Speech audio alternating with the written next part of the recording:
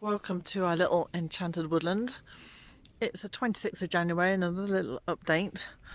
So we're going to talk to Steve a bit this morning about cutting trees and deciding which ones. But first of all, I'd like to explain a little bit about why we're also thinking about this. So the bramble used to go all the way across here. We used to have a tiny little path just to get us through with the kittens, and we've now opened it up really wide. We're going to keep a couple of patches of bramble for a number of reasons. One, to keep obviously for the wildlife, because a lot of birds nest in this and we might get blackberries as well. And it also separates one part of the woodland from another, and the same on this side. And we also opened it up as well because here, this tree right in front of me, it's a beech tree, which is one of Steve's favourite trees. And, you know, it's a young tree, and when somebody else may actually profit from when it's in its full glory, when it's fully grown. But already it's going to be beautiful, and it's right opposite this clump of trees here. Steve's already started thinning them out, and we really want to be able to open the view up so that from walking from this path we can actually see the glory of the beech tree. There's Sekki. There's always a cat in the video. Sekki's a really little outdoor cat. So as you can see, there's a lot of trees here. Well, Steve's already cut down like at least 6 or 7 of them. But where is Steve? Where can we find him? Oh, there he is. On a pile of logs, a little station number 2. Sekki's always in watch. So, morning Steve. Morning all. Oh, we're also accompanied by Tigger and Trinket before we talk to Steve. So Tigger's a mischievous little one. He's into everything. We can't even eat dinner without him being on our plate. And like Tigger, he's very bouncy. And then we have little Trinket, who is tiny as a trinket. A very old soul and a very knowing little girl. And a warrior in the making, trained up by Trinity. So, Steve, Mr. Chainsaw Man. Right. What I could do is explain about this dead hedging a little bit more.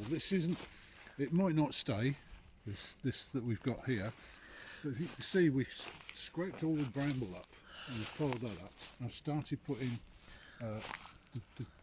the trees that have been cutting and some of the branches, dead wood, that's been divided into logs or to actual dead wood, as you can see, and just thin branches that will rot down.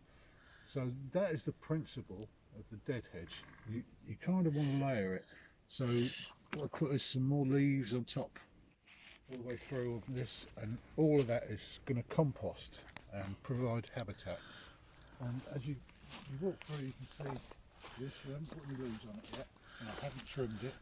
Just want to take off some of the branches and make it look scruffy. So that's the principle. And we're going to weave that around there, this little row of oak trees, and then there'll be a pathway going through there towards the beech tree. This is a tree, this big oak here. Contemplating taking it down altogether, but it might not be necessary, so going lightly. I'm going to take off these lower branches and those set of lower branches there to stop the weight of those. As it grows, it's just going to pull it over more. So if I take those out, it might encourage growth on that side. Now it's got more light. We've taken out a few of the trees through there. So that's that.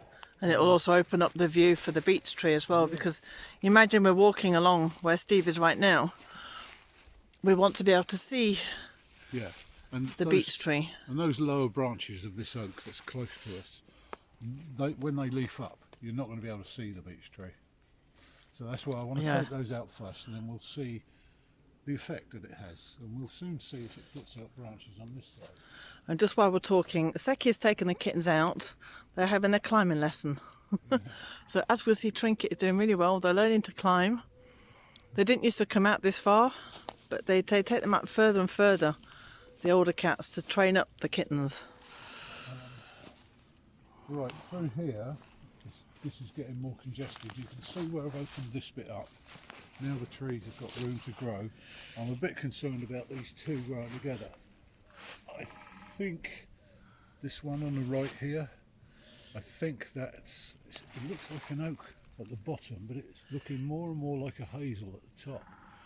And I think I'm going to wait until that leaves up, and yeah, maybe take that one out. The oak is a better tree, and that wants to grow for another 100 and 200 years. Whereas they're going to compete for the light. Yeah. And this one it's a tall, spindly tree. It's already got some dieback. Yeah. And that might need to come out. Got a little lichen on there. Yeah. We've got another dead tree amongst these few that I've taken out. You see here, we have a hazel growing right out from the same stump really as this oak. So that I can take out, and that will coppice it. The oak is a long-term tree. So the hazel, we've got lots of that, so we can coppice that and have a nice little bush and a bit of a screen, and that can grow happily there. How do you mean by coppicing? What's coppicing mean? When you cut it off, you know, just to leave a little bit of a stump, and then that will regrow from there. It buds up from the base, and then you get the nice long straight canes. We've also got a dead tree here somewhere. There's one up there, Yeah. I know, but these little ones that I've cut out, I'm going to use as a barrier for the hedge to go up against. I haven't put any stakes in yet because we're not sure we're going to keep that. Where's this dead one? I mean, that's the beauty as well of working with nature. Yeah. Nothing is permanent. We can leave or stay in. Yeah. We don't have to do everything now. See, just here we have another 1, 2, 3. They're all competing for the same little tiny space, taking nutrients away from the bigger oak trees that are quite well spaced. Another little hazel that can be coppiced. That'll put out a nice little bush and sort of screen that area off. So path is running through there. So the hazel is a lighter one, or is it both hazel? It's both hazel. Yeah. And we have a dead tree here. That can come out. That's on the other side, so that's right on the edge of the path. Yeah, we can see already the state of the bark here. Yeah. You know, that'll that's probably push over actually.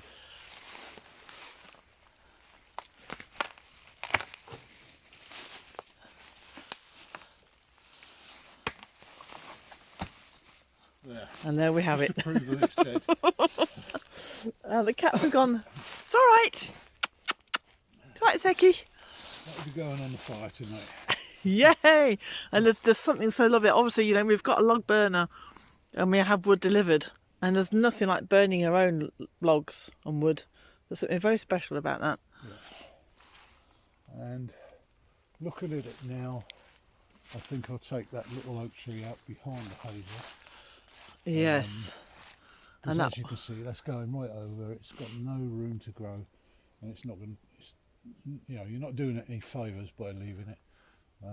And it'll give more space again for the one that's standing behind it. For the trees behind it, yeah, exactly that. So, yeah, that's kind of the process of selecting the things to come out. But you want to walk lightly on the ground, as the Native Americans say,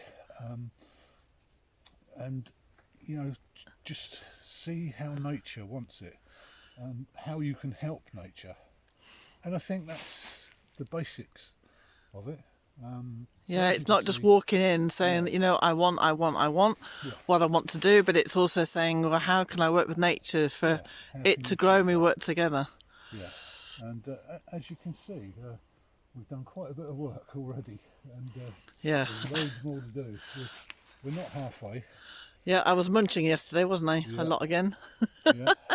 More munching to do today. As you can see, the beech tree's kind of central to the whole thing. Yeah.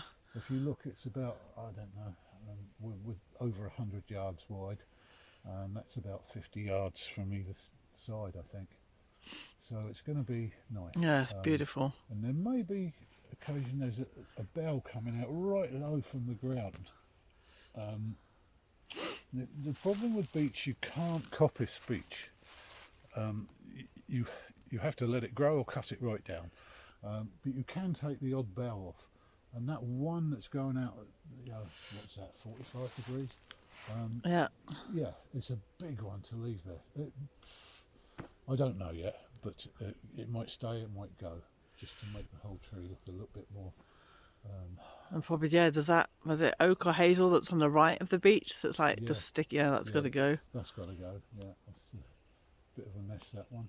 But yeah, but that's the process. So I don't know. What we'll see also is that there's some butcher's broom growing through the back of here. I've tried to take this, wind this dead hedge in and out of the trees where there are little things growing the other side. So when the spring comes, and we'll see plants that we never knew were here. I'm absolutely certain of that. So yeah, as the spring rolls by, we'll see what is there, and who knows what it might be. Could be bluebells, primroses, anything is possible. And hopefully we'll have a lot more cyclamen too. Yes. We're rather keen on Yeah, those. yeah, that will be another video. I'll show you the cyclamen that's coming up. So yeah, so it's just a matter of now moving up this pathway and taking out a lot of the stuff that we know is not doing well, let's say, not that we don't want. And I think this is the worst area, isn't it, for overpopulated trees, really one on top of another. Terrible, yeah. Look, Nicky said there were about 7 trees, that was yesterday. I've taken out about, probably getting towards 20 altogether, but a lot of them are only sort of small, 2-3 inches across. So yeah, it's not a massive amount of work, but it's just picking them, you know. I think we think the mother tree for the big two, the 3. Yeah, see, now that's an entity, that one. 3 stumps coming out of the same one. So I don't know whether they were probably originally 3 seedlings that have just grown. I think that's probably the case, but yeah. Ooh, is that a beech tree all broken off branch? The leaves of beech stay on. Oh, there he goes. Look at the buzzard. He sat on the tree. wow. Oh, well, Buzzards. Oh, that's giving me so goosebumps. that's the first buzzard we've actually seen land Yeah. in the tree here. And he landed in the big mother oak. Gorgeous. Yeah, What a sign. yeah, but back to that. So yeah, it might be a case that they've just grown together. And now it looks like it's one at the base. Yeah. Hey, that's okay if it's surviving. We could take out something else if it's necessary, but it might be a case of leaving those for a year or two and see how they go. Yeah. We don't have to do it all right now. No, exactly. That's the point. And yeah. So yeah, I think that's about it for that bit. Yeah. Yep, I think that's good. about all we can say now. Just about the selection process and how we're going about it. And, Wonderful. Yeah. Slowly. Thank you, Steve. Okay, well, that's it for now. And yeah, there's work to do. It's freezing here today, by the way. -3. -3, and yeah, it feels every bit of that, and a bit more. So, I'll leave you and just go and watch Sekki a minute. So Sekki is a little cat who, she was a bit of a loner. She was always one on her own. She was just her own girl when she was a kitten. And she's really come into her own. She has a little kink in her tail. She was born with that kink in her tail. And she's really become the mother of the kittens. She's taken on Biscuit's role. And it's like, she's found her thing. she just looks after them so much. She's a real motherly figure. And beautiful. She's actually, we called her Sekki after Sekhmet. I've got a very long story about Sekhmet, and I've got people may know that I've got a tattoo of the Egyptian lion goddess. And because, you know, she's got a lot of red in her, she's a very ginger cat. And so Sekhmet was the goddess known as the Lady in Red. So she suits her name very well.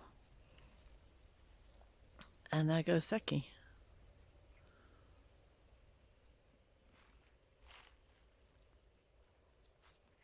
You can hear the woodpecker.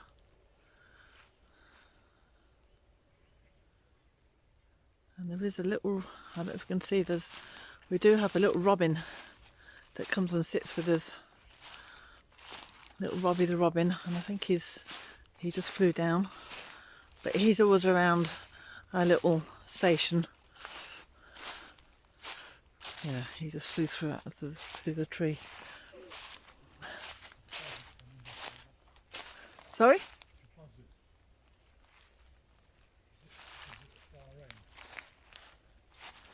Buzzards are beautiful, beautiful birds of prey. You know, to me, they're up there with the eagles. Sorry? Chiron eagle, yes. So yeah, I cleared all this lot yesterday. And it's so funny to imagine that we had a tiny little path we could barely walk through. So we could cut through, because down there we couldn't actually walk down here. It was covered in bramble, completely covered. So the only way we could get back to our garden was to create a tiny little path that the cats used to walk through. But now it's completely open.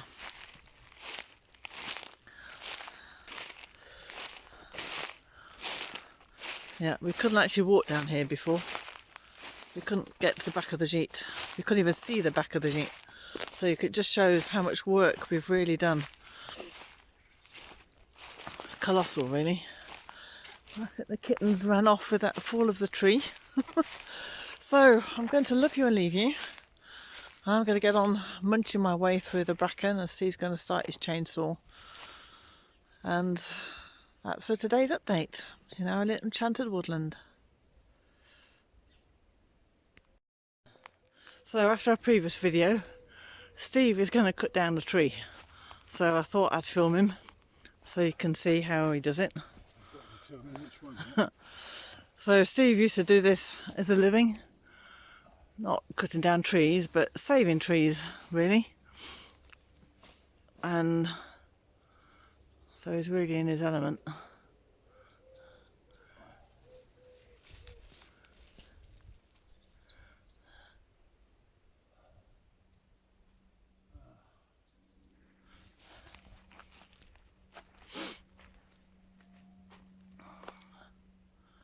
one's a 4-3.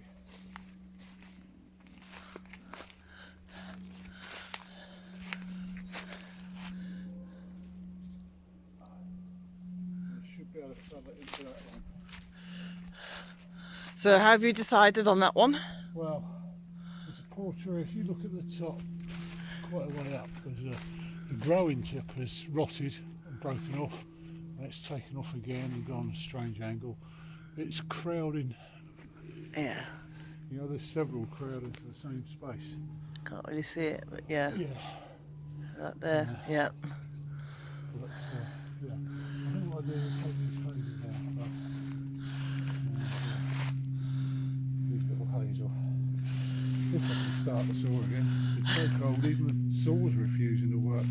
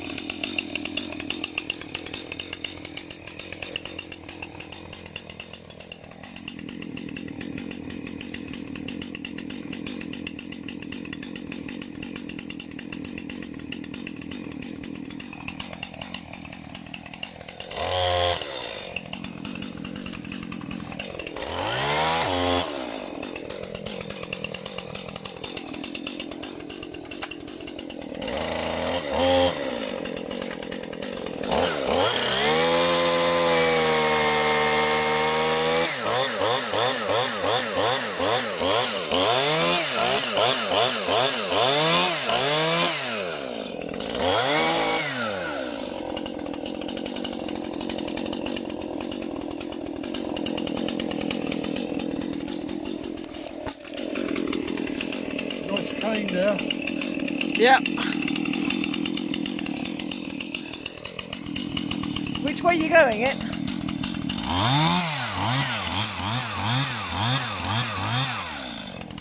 This way.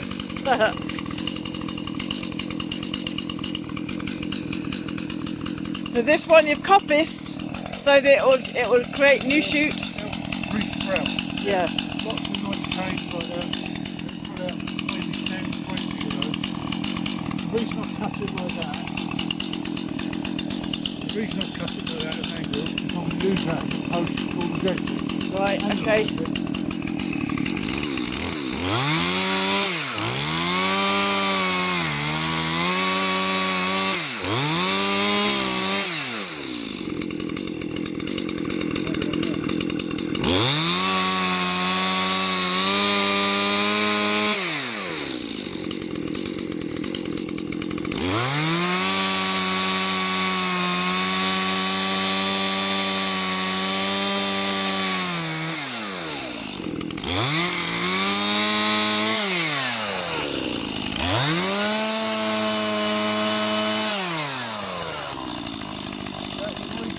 From round here, round there, so it'll probably put out 4 or 5, 6, 7, at least 10.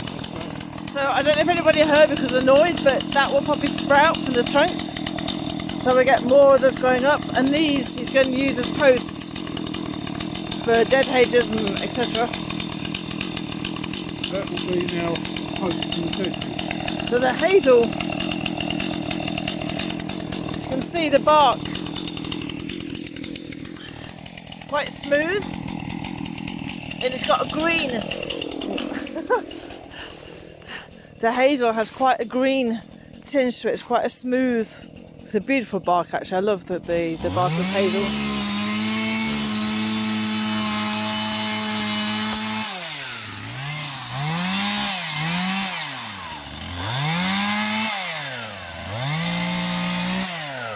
So another post again.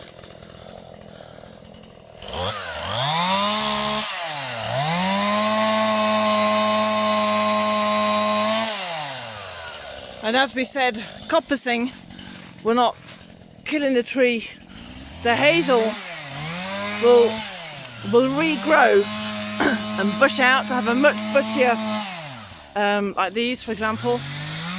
It'll grow out, so it'll give a nice space it'll fill in that space nicely. It'll give it a healthier growth. You know, it's like so many plants that we cut them back so that they grow healthier. Then this goes towards creating habitat for the wildlife. Not build the dead hedge. Yeah, so within a dead hedge, obviously the branches are dead, it's not living like a normal hedge, but within that insects can live, which obviously feed the ecosystem, build a natural barrier, animals can also hide in there, nest in there. So it's a dead hedge, but it's also a very living hedge for a micro ecosystem, which is different to the living hedge, the normal hedge that we're used to, where you lay the hedge, which Steve will also be doing, which will serve for a different type of habitat. And for this, it looks messy at the minute. We'll trim this and get off all the little small branches. We have some little pussy willow, no, this is hazel, catkins as well. So this will all be trimmed so it looks a little bit neater.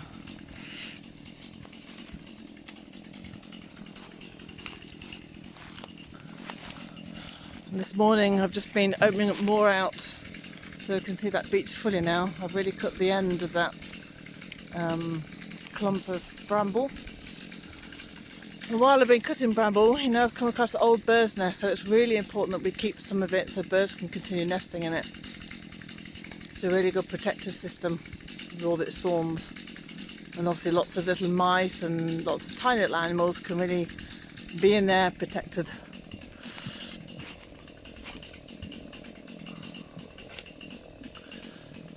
So we just, you know, our aim for this woodland is to make it live again and to make it a complete ecosystem for all animals to come in, so we can really encourage nature to come back to it.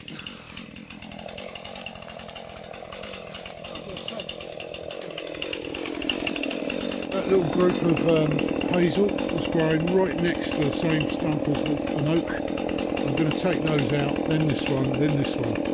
Okay. So, So we're going to work on this clump here. Not always easy with the sound of the chainsaw. Not easy with the sound of the chainsaw. no. I can imagine. Right. Do the same again. Now let me go round. So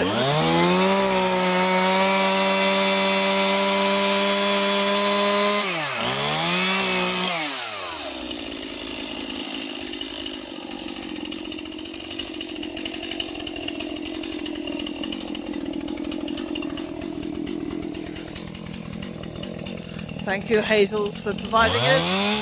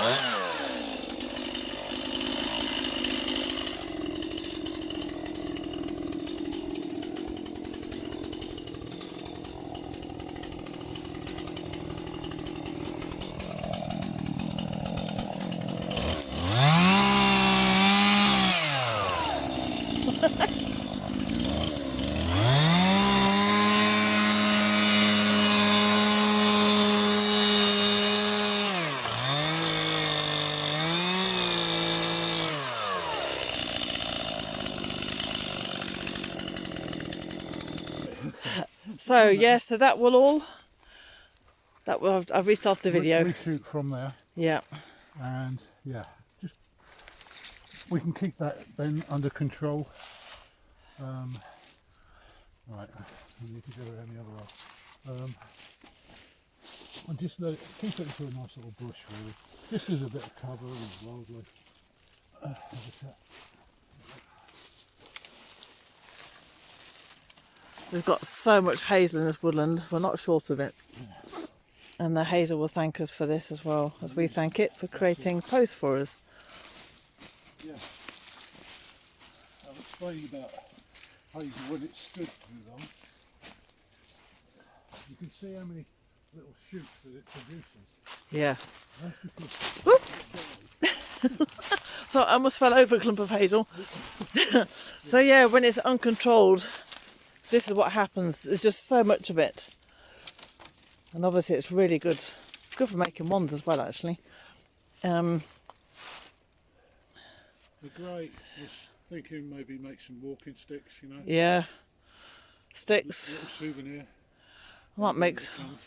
Take a stick. Yeah, or a wand. I might make some wands. But you see the green on the hazel here. So it's a beautiful bark. It's a really beautiful. Right, so. Well, there you go. Any more cutting you're going to do? Take that little spindly one out. Let's slide back at the top. Oh gosh, yeah. So I'll take that one out as well. I'm just going to do that. And this little thing here. It's never going to prosper where it is. No. And if you come here now, you can see the effect. This was all the same. All these little tiny trees. If you look there now, they've got room to grow. Yeah. So that's the intent.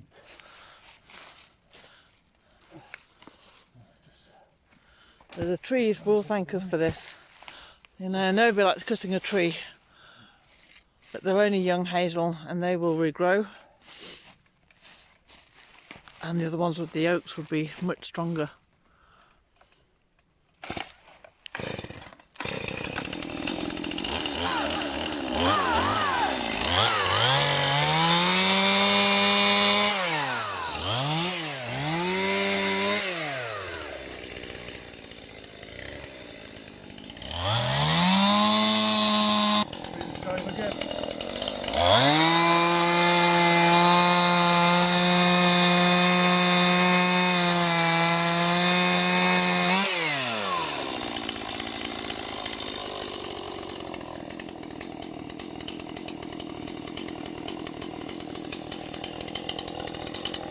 I might leave that for the hedge. bring that hedge around here between these. So I'll Yes, take this okay.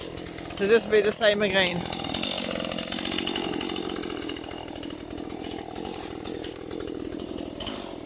one,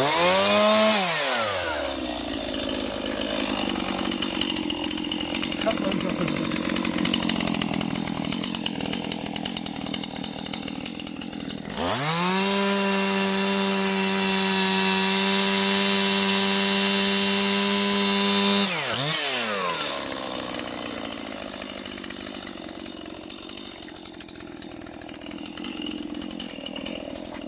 And there we have it. So as you can see, the dead hedge is used. The trees, you know, it's almost like the trees were here, those hay.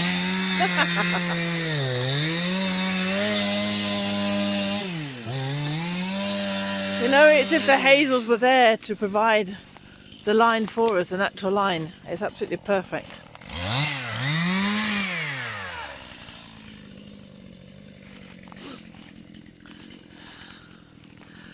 And while we're just filming, I was cutting a bramble this morning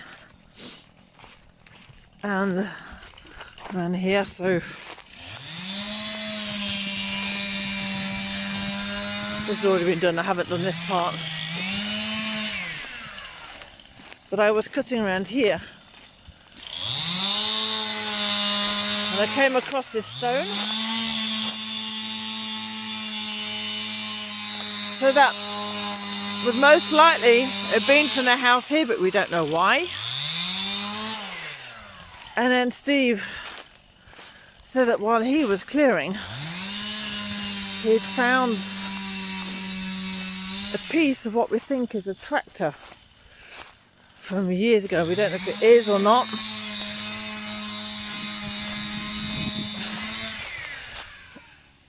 But this. So Steve's going to try and get this out. But that would be a nice little souvenir as well.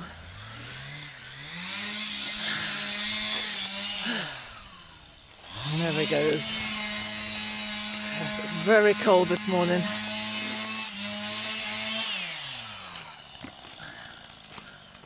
So now, as you can see from this is a beech tree. Here we have the beech tree, and this is now wide. Now they just used to be just enough to get a foot.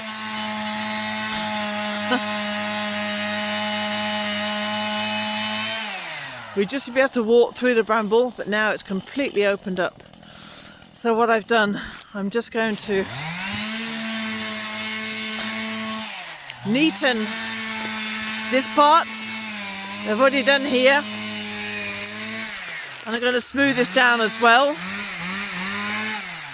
And if you look underneath, I mean, what a haven that is for little animals to go and hide and be protected from with the thorns. So bramble, as much as it's bloody annoying with all its thorns, it's so protective for animals and birds. Wonderful place. So I shall leave you with the noise. I'm very intrigued about this stone. I don't know how it got here. I'm just wondering if there's any more surprises that awaits us under the bramble. See you later.